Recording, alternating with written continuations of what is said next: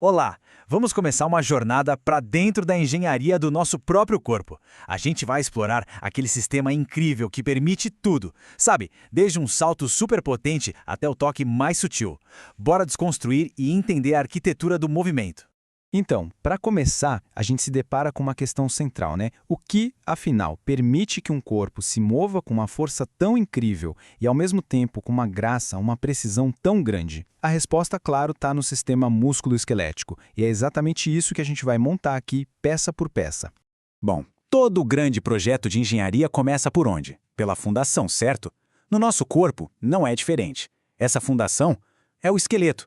É a estrutura de base, o alicerce onde todo o resto vai ser construído. Então, vamos ver como essa estrutura se forma? Mas olha, é super importante entender que os ossos são muito, mas muito mais do que um simples andame. Eles são estruturas vivas, dinâmicas, com 5 papéis essenciais.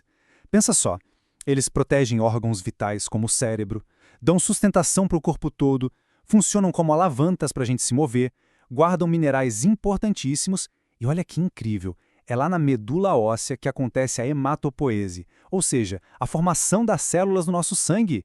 É muita coisa. Para a gente entender melhor o esqueleto, o jeito mais fácil é dividir ele em duas partes. Imagina assim, o esqueleto axial é tipo o pilar central do corpo, sabe? O crânio, a coluna, as costelas, a função dele é dar suporte e proteger. Já o esqueleto apendicular, bom, esses são os nossos apêndices, os nossos acessórios. Braços, pernas, a bacia, os ombros, basicamente tudo que a gente usa para interagir com o mundo e para se mexer. E já que a gente está falando desse pilar central, o coração do esqueleto axial é, sem dúvida, a coluna vertebral. E esse número aí, 26, é a quantidade de ossos que formam a coluna de um adulto. É uma haste que é, ao mesmo tempo, incrivelmente forte e flexível. Ela protege a nossa medula espinhal e ainda por cima sustenta o peso da cabeça e do tronco. Impressionante, né? Certo. Agora bora para a ação com o esqueleto apendicular. Os membros superiores, os braços, com seus 30 ossos, são projetados para uma mobilidade fantástica, né, para permitir aquelas tarefas mais complexas. Por outro lado, os membros inferiores, com o fêmur ali, sendo o osso mais longo e forte do corpo, são totalmente especializados em quê? Suportar peso e locomoção. É a estrutura e a função em uma sintonia perfeita. Muito bem. Então, a gente já tem a nossa estrutura, mas uma estrutura rígida não se move, certo? E é exatamente aqui que entra a próxima sacada genial da engenharia do corpo, as articulações. Elas são literalmente as dobradiças que dão toda a flexibilidade e o movimento que a gente precisa. Olha, a definição pode parecer simples, mas ela é fundamental. Uma articulação, que a gente também pode chamar de juntura, é basicamente qualquer ponto onde dois ou mais ossos se encontram. É nesses pontos que a mágica do movimento acontece. Pensa bem, sem elas, a gente seria uma estátua. E tem um ponto que é crucial sobre as articulações, que é uma espécie de troca, mobilidade contra estabilidade. Uma coisa meio que anula a outra. Por exemplo, o ombro, ele tem uma amplitude de movimento gigantesca para a gente poder alcançar e pegar as coisas, mas por causa disso ele é menos estável. Já o quadril, por outro lado, é super estável, afinal precisa aguentar o nosso peso. Só que a mobilidade dele é bem mais limitada. É um compromisso, um design essencial para a gente sobreviver e agir no mundo. Para a gente entender como isso funciona na prática, vamos dar uma olhada nas articulações mais comuns e que mais se mexem, as sinoviais. Elas têm basicamente 3 componentes essenciais. Primeiro, uma cápsula articular, que envolve tudo e dá estabilidade. Segundo, a cartilagem articular, que é tipo uma capa lisa nas pontas dos ossos para não ter atrito. E terceiro, o líquido sinovial, que é um show. Ele lubrifica, nutre e ainda absorve impacto. Um verdadeiro multifuncional. Ok, então vamos recapitular.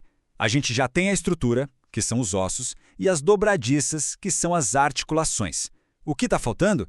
O motor, a força para mover tudo isso. Chegou a hora do componente final da nossa construção, o sistema muscular, o motor que bota tudo para funcionar. E olha, que motor potente, hein? Os músculos chegam a representar cerca de 50% do nosso peso corporal total. Metade. Isso dá uma ideia do quanto nosso corpo investe na capacidade de se mover. A estrutura de um músculo esquelético também pode ser dividida em 3 partes principais. Vamos lá. Primeiro tem o ventre, que é a parte mais gordinha, a parte ativa que contrai e gera a força. Depois vem a fáscia, que é como se fosse uma embalagem, um filme plástico que permite que os músculos deslizem uns sobre os outros sem grudar. E por fim, o tendão. Ele é o cabo passivo, mas extremamente resistente, que prende o músculo no osso e transfere toda a força da contração. E uma coisa super interessante. Nenhum músculo trabalha sozinho, de jeito nenhum. Eles funcionam em pares, de forma super coordenada. Um é o agonista e o outro é o antagonista. O exemplo clássico que todo mundo conhece é o do braço. Quando o bíceps, que é o agonista, contrai para a gente dobrar o cotovelo, o tríceps, que é o antagonista, tem que fazer o quê? Relaxar, se alongar. É essa dança, essa parceria, que permite movimentos controlados, suaves. Um não funciona sem o outro. E assim como a gente viu lá no esqueleto, a musculatura também tem uma divisão parecida.